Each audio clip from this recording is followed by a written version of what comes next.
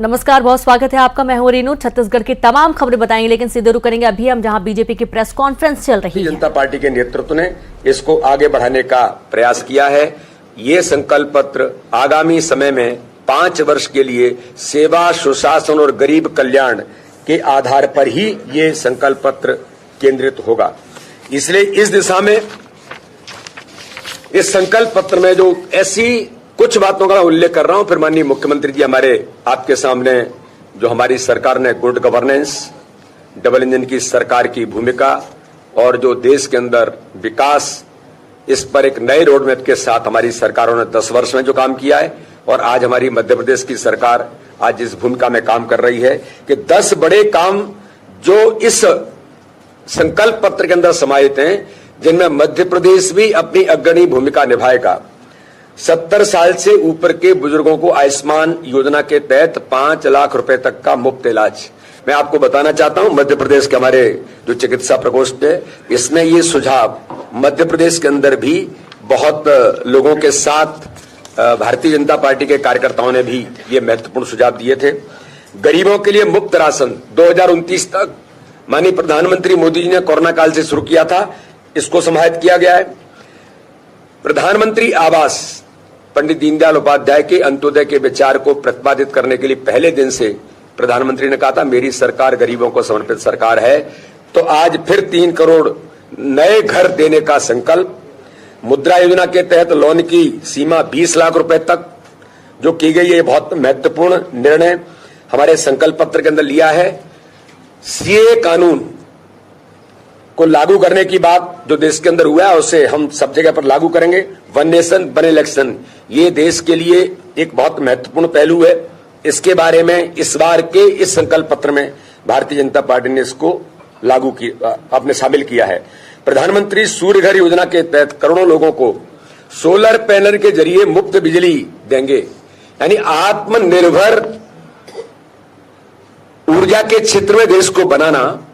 उसका अल्टरनेट क्या है, ये भारतीय जनता पार्टी के नेतृत्व ने माननीय प्रधानमंत्री के विजन के साथ कि हम इस दिशा में इस कदम को उठाएंगे। सूर्य घर योजना के तहत फसलों में एमएसपी और किसान सम्मान निधि फिर जारी रखेंगे, इसके बारे में उल्लेख किया है। बुलेट ट्रेन के विस्तार वगैरह की बात लगातार हुई है और आज भारत पर दुनिया का जो भरोसा मजबूत हुआ है, भारत का आज का भारत मानवता की प्रबल पक्षधर शक्ति के रूप में उभरा है। इसलिए विश्व पटल पर भारत की प्रतिष्ठा लोकतंत्र की जननी के रूप में स्थापित हुई है। दुनिया के अलग अलग देशों में रहने वाले प्रवासी भारतीयों में गौरव की अनुभूति का संचार हुआ है। हम अपने राष्ट्रीय हितों को बढ़ावा देने के लिए प्रतिबद्ध हैं। 10 साल के अपने कार्यकाल में माननीय प्रधानमंत्री नरेंद्र मोदी जी ने जो ऐतिहासिक काम किए हैं, उनमें आज जो अमिट छाप दुनिया के अंदर छोड़ी है, चाहे वो राम मंदिर का इश्यू होगा, धारा 370 होगी, ट्रिपल तलाक होगा, नागरिकता संशोधन कानून होगा, महिला आरक्षण बिल होगा। इस प्रकार से भारतीय जनता पार्टी इस संकल्प में मोदी की गारंटी के तौर पर आज ये संकल्प पत्र देश को आगामी 5 वर्षों के अंदर जो 2047 का भारत बनेगा वो विकसित भारत होगा और भारत विश्व के अंदर नेतृत्व करेगा। इस आधार पर यह संकल्प पत्र जारी किया है। मैं आज आप सबके सामने संकल्प पत्र की कुछ बातों को मैंने उल्लेखित किया है। माननीय मुख्यमंत्री जी हमारे बीच में, अब आदरणीय मुख्यमंत्री जी हम सबको संबोधित करेंगे। धन्यवाद माननीय अध्यक्ष जी। माननीय मुख्यमंत्री जी से आग्रह है कि कृपया अपने विचार अभी पहले मैंने आपको पहले ही चरण बता दिए राजेश भैया, अभी हाँ।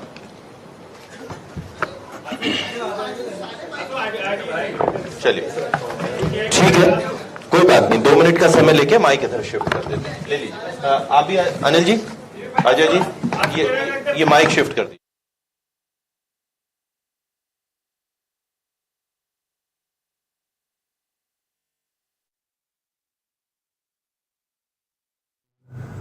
मीडिया के हमारे इंचार्ज माननीय आशीष अग्रवाल जी, इस अवसर पर आप सबका स्वागत है।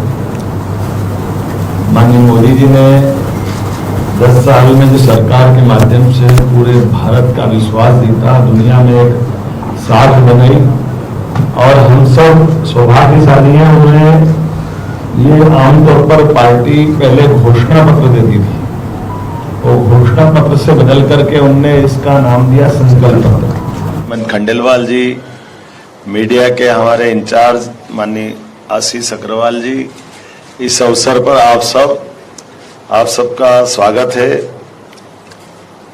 माननीय मोदी जी ने 10 साल में जो सरकार के माध्यम से पूरे भारत का विश्वास जीता, दुनिया में एक साख बनाई और हम सब सौभाग्यशाली हैं। उन्हें ये आमतौर पर पार्टी पहले घोषणा पत्र देती थी, वो घोषणा पत्र से बदल करके उनने इसका नाम दिया संकल्प पत्र। संकल्प वो जिसको पूरा करा जाए। घोषणा कभी कभी होती है, कभी नहीं होती, लेकिन जो मोदी जी का स्वभाव है, जिसमें वो कहते गारंटी की भी गारंटी है। अब ये अंग्रेजी डिक्शनरी में भी ये शब्द नहीं मिलेगा पूरा। गारंटी की गारंटी वही बोल सकता है जिसके अंतर्मन में अंदर तक इस शब्द की महत्ता छिपी हुई। मैं समझ सकता हूं आज के इस अवसर पर यशस्वी अध्यक्ष जी ने सारी बातें हमारे बीच कह दी है, लेकिन ये भी बात सही है कि संघीय पद्धति में राज्यों की अपनी रचनाओं के आधार पर विकास के आयाम के लिए हमारे केंद्र सरकार के साथ राज्य सरकारों का विकास का अपना रोडमैप बनाना पड़ता है। और मैं सौभाग्यशाली हूं कि यशस्वी प्रधानमंत्री ने विगत 10 वर्ष में जिस सेक्टर में जो काम करने के आयाम दिए थे, मध्य प्रदेश सरकार ने मेरे पूर्ववर्ती मुख्यमंत्री श्रीमान शिवराज सिंह जी चौहान के नेतृत्व में उसमें काफी हद तक काम किया है। और जो समय मुझे मिला है उस समय में हमने भी उसमें बढ़ने का प्रयास किया, उसके संकल्प लिए। इसी आधार पर हमने राज्य का भी संकल्प पत्र लेकर के बात की थी, और जो अब नया संकल्प पत्र बना है, क्रमशः अध्यक्ष जी ने जितने अच्छे ढंग से बात की है, मैं मध्य प्रदेश के परिप्रेक्ष्य में अगर देखकर बोलना चाहूंगा तो जो कहा गया था कि हर गरीब को मकान मिले, चाहे शहरी हो या ग्रामीण हो, उसमें 4 करोड़ लोगों को अगर मकान देने का प्रयास किया है। तो मैं आपको कुछ जिले के उदाहरण दे सकता हूं जहां प्रधानमंत्री आवास के नाम से सबसे ज्यादा मकान शहरी क्षेत्र में अगर दिए गए हैं। तो एक आध जिला तो मेरा भी आता है, जो गृह जिले से मैं आता हूं, जहां सबसे ज्यादा मकान दिए गए। अकेले उज्जैन के अंदर 7,000 से ज्यादा मकान शहरी आवास के। एक तरह से हमारे यहाँ मीलों की नगरी थी। मीलों की नगरी होने के कारण से आबादी तो बड़ी थी, लेकिन मील बंद हो गए 20-20, 30-30 साल पहले। तो मीलों के आधार पर कई सारे लोगों को मकान की दरकार थी। तो प्रधानमंत्री आवास ने एक तरह से नया जीवन फूका सभी के लिए, ग्रामीण शहरी सभी क्षेत्र में बराबरी से। जिस प्रकार से मैंने आवास का बताने का प्रयास किया, उसी प्रकार से हमारे अपने टूरिज्म को बढ़ावा देने की बात कही। मैं टूरिज्म में भी काम कर चुका हूं पहले, और पर्यटन को लेकर मध्य प्रदेश की जो संभावना है, चीता प्रोजेक्ट के बाद से फॉरेस्ट में हेरिटेज का अपना महत्व है ही। हम तमाम जितनी बिल्डिंग है उनको उस पर काम कर ही रहे हैं, लेकिन बाबा महाकाल के महालोक बनने के बाद तो धार्मिक पर्यटन में भी एक तरह से बहुत बड़ी छलांग मध्य प्रदेश ने लगाई है। और जैसा कि माननीय मोदी जी का विजन है कि ये टूरिज्म कई देश, दुनिया के 200 देश में से 60 देश ऐसे जिनकी पूरी वार्षिक वित्तीय व्यवस्था, अर्थव्यवस्था केवल टूरिज्म के माध्यम से चलती है। तो ऐसे में हमारे लिए बड़ी संभावना है कि हमारे यहाँ सभी प्रकार का पर्यटन की बड़ी संभावना है। और माननीय मोदी जी ने अगर उसको अपने हाथ में लिया है, उनके अच्छे पसंद के सब्जेक्ट में से टूरिज्म पे उन्होंने ज्यादा जोर दिया है ये संकल्प पत्र के माध्यम से। अब इसी में आप टूरिज्म की संभावना भी देखो तो और अलग अलग प्रकार से खुलेगी। जैसे आमतौर पर पर्यटन को बोलते ही हमारे ध्यान में आता है कि यहाँ पर होटल तक जाएंगे, रिसोर्ट तक जाएंगे, लेकिन मेडिकल टूरिज्म ये एक नया रास्ता खुला है। बड़े पैमाने पर जिस प्रकार से मेडिकल कॉलेज हमारे यहाँ बनाने का हमने संकल्प लिया, और हम कोशिश कर रहे हैं कि आने वाले 2 साल के अंदर हर लोकसभा में एक मेडिकल कॉलेज देंगे। तो मेडिकल की फैसिलिटी के आधार पर मेडिकल टूरिज्म से डेवलपमेंट करते हुए लोगों को रोजगार भी दें और जीवन भी बचाएं। आपको ध्यान में होगा, इसीलिए हमने एयर एम्बुलेंस की बात भी कही थी कि ये एयर एम्बुलेंस उसमें आयुष्मान योजना के माध्यम से प्रदेश की आबादी में लगभग 8.5 करोड़ में से 4 करोड़ आयुष्मान के कार्ड हमने बनाए हैं। उसी में एयर एम्बुलेंस भी जोड़ करके हमने बात कही। मैं चूंकि इसकी संकल्प समिति का भी सदस्य रहा और पूरे देश ने इसको अप्रिशिएट किया कि ये बहुत अच्छा निर्णय है। गरीब व्यक्ति कोई हॉस्पिटल में बीमार हो जाए और डॉक्टर और कलेक्टर दोनों डिसाइड करे कि इसको और उच्च चिकित्सा की या गुणवत्तापूर्ण कहीं इस किसी केंद्र पे ले जाने की जरूरत पड़ेगी, तो उसमें हम अपने उस आयुष्मान के कार्ड के माध्यम से लाभ देंगे। तो ऐसे में एक बड़ा निर्णय माननीय मोदी जी ने इस संकल्प पत्र में और जुड़वा दिया कि 70 साल से ऊपर वाले, अभी तक तो गरीबी रेखा वालों को इसमें आयुष्मान का कार्ड मिलता है, अब गरीबी रेखा भी है, मध्यम भी है और मध्यम से ऊपर वाले भी, जो एक तरह से हम मान के चलते कि भले ही वो किसी भी श्रेणी के हो, उनको भी इस दायरे में लाने का संकल्प लिया। ये एक तरह से अविश्वसनीय जैसा है कि हम कौन सा सेक्टर छोड़ रहे हैं। सभी के लिए अगर ये संकल्प ले रहे थे, ये वाकई सबसे बड़ा हमारा एक निर्णय मुझे लगता है कि ये किया गया है। इसी के साथ साथ आप अगर लाइन से देखेंगे तो एजुकेशन, युवा, एक एक करके जितने प्रकार की बात कही है, खास करके जो 4 जातियां बताई मोदी जी ने, वो चारों जातियों को इसमें संकल्प पत्र के माध्यम से सबके जीवन में बदलाव लाने के लिए संकल्प लिए है।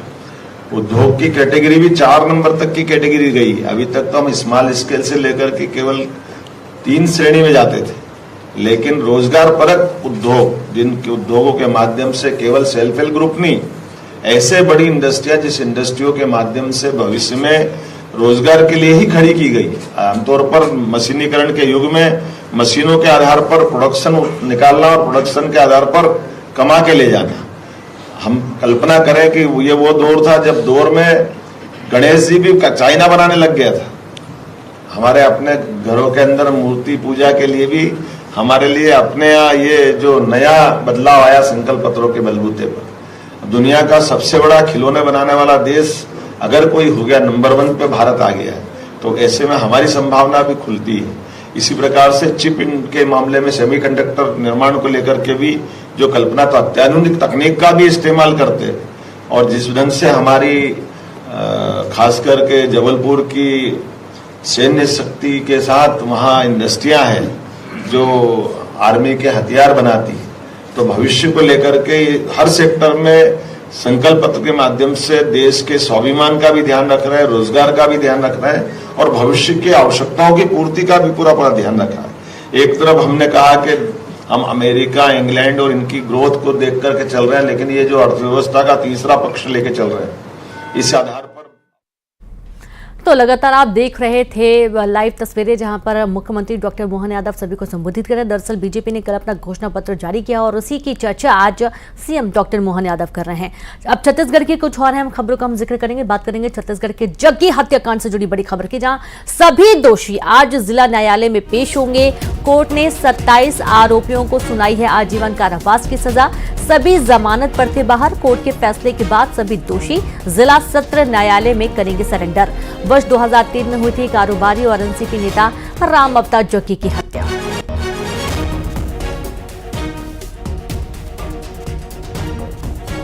तो जग्गी हत्याकांड के दोषी करेंगे सरेंडर। सभी दोषी आज जिला न्यायालय में पेश किए जाएंगे। 27 आरोपियों को सुनाई गई है आजीवन कारावास की सजा और सभी जमानत पर थे बाहर। बड़ी खबर है, सभी दोषी आज कोर्ट में सरेंडर करेंगे। और जग्गी हत्याकांड का जुड़ा ये पूरा मामला है। 2003 में कारोबारी की हत्या हुई थी और इसमें 27 आरोपी आए थे सामने। जग्गी हत्याकांड के दोषी आज सरेंडर करेंगे और आजीवन कारावास की इन्हें सजा सुनाई गई थी।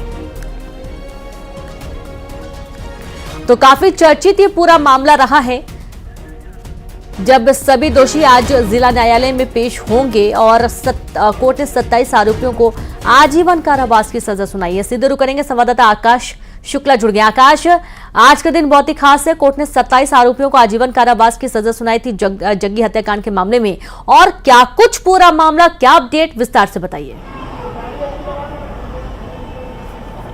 जी बिल्कुल, देखिए 2003 में एनसीपी नेता राम अवतार जग्गी की हत्या कर दी गई थी। महोदापारा थाना के पास ही हत्या की गई थी। इसके बाद लगातार ये मामला चलता रहा था। जो 27 आरोपी हैं उन्हें आजीवन कारावास की सजा सुनाई गई है और आज रायपुर के जिला न्यायालय में वो पेश होंगे। वो वहाँ पे सभी आएंगे। बता दें कि इसमें महापौर एजाज ढेबर के भाई याया ढेबर समेत जो 27 लोग हैं उन पर ये सजा है। तो एक बड़ा मामला है जिस पर आज सुनवाई के बाद कोर्ट ने फिर इन्हें सजा दी है और आज पेश होने वाले हैं न्यायालय में। जी बिल्कुल, बहुत शुक्रिया आपका जानकारी के लिए और लगातार आप जुड़े रहे, आगे भी आपसे जानकारी देंगे आकाश। तो इस तरीके से देखिए कि आज सभी जमानत पर थे बाहर और कोर्ट के फैसले के बाद सभी दोषी जिला सत्र न्यायालय में सरेंडर करने वाले हैं। अगली कुछ और अहम खबर, जहां दुर्ग में आज बीजेपी और कांग्रेस का शक्ति प्रदर्शन देखने को मिलेगा। दोनों पार्टियों के प्रत्याशी आज नामांकन भरने वाले हैं। बीजेपी के विजय बघेल करेंगे नामांकन, सीएम साय समेत कई नेता रहेंगे मौजूद। नामांकन से पहले होगी बड़ी रैली। कांग्रेस प्रत्याशी राजेंद्र साहू भी भरेंगे नामांकन। पूर्व सीएम भूपेश बघेल सहित कई दिग्गज नेता शामिल होंगे। भीड़ को देखते हुए यातायात विभाग अलर्ट पर है, रूट डाइवर्ट कर दिया गया है। खबर दुर्ग से, जहां पर आज बीजेपी और कांग्रेस का शक्ति प्रदर्शन आपको देखने को मिलेगा, जहां दोनों ही पार्टियों के प्रत्याशी आज नामांकन भरेंगे। और संवाददाता मिथिलेश जुड़ गए। मिथिलेश, आज बीजेपी कांग्रेस दोनों के ही प्रत्याशी नामांकन दाखिल करेंगे और दोनों ही पार्टियों के प्रत्याशियों का शक्ति प्रदर्शन भी आज नजर आने वाला है। मिथिलेश, निश्चित रूप से आज दोनों ही पार्टियों का शक्ति प्रदर्शन नजर आएगा, क्योंकि आज बीजेपी और कांग्रेस के दोनों ही प्रत्याशी अपने अपने नेताओं के साथ में नामांकन फॉर्म दाखिल करने के लिए पहुंचेंगे। तो कुछ देर के बाद में नामांकन रैली आरंभ होगी। इसके लिए सारी तैयारियां पूर्ण कर ली गई हैं। एक और राजनीतिक दल अपनी तैयारियां पूर्ण कर लिए हैं और पूरी शक्ति के साथ नामांकन दाखिल करने का यह प्लान किया गया है। बीजेपी की रैली में मुख्यमंत्री विष्णुदेव साय सहित कई जो दिग्गज नेतागण हैं बीजेपी के, वो शामिल होंगे। एक रैली होगी, उसमें आम लोगों को भी वो संबोधित करेंगे और उसके बाद में नामांकन दाखिल किया जाएगा। इसी तरह से पुरानीगंज मंडी में कांग्रेस की सभा होने वाली है, जहां पर पूर्व मुख्यमंत्री भूपेश बघेल सहित कई दिग्गज उसमें शामिल होंगे और उसके बाद में रैली की शक्ल में वे कलेक्ट्रेट पहुंचेंगे, जहां पर नामांकन दाखिल करेंगे। राजेंद्र साहू कांग्रेस के प्रत्याशी बनाए गए हैं। दोनों ही राजनीतिक दलों द्वारा पूरी तैयारियां पूर्ण कर ली गई है। उसको देखते हुए भीड़ को नियंत्रित करने के लिए पुलिस बल भी पूरी तरह से तैनात किया गया है। बहुत शुक्रिया आपका मिथिलेश तमाम जानकारी साझा करने के लिए। तो इस तरीके से देखिए कि आज जब बीजेपी और कांग्रेस के प्रत्याशी नामांकन दाखिल करेंगे। बीजेपी प्रत्याशी ब्रजमोहन अग्रवाल आज भरेंगे नामांकन, रायपुर से भरेंगे नामांकन, जहां नामांकन से पहले शक्ति प्रदर्शन होगा। नामांकन से पहले निकाली जाएगी रैली, जहां CM Sai, deputy CM Arun साहब समेत कई वरिष्ठ नेता इस दौरान मौजूद रहेंगे। और आज जब ब्रजमोहन अग्रवाल नामांकन भरने पहुंचेंगे तो उस दौरान शक्ति प्रदर्शन बीजेपी का देखने को मिलेगा।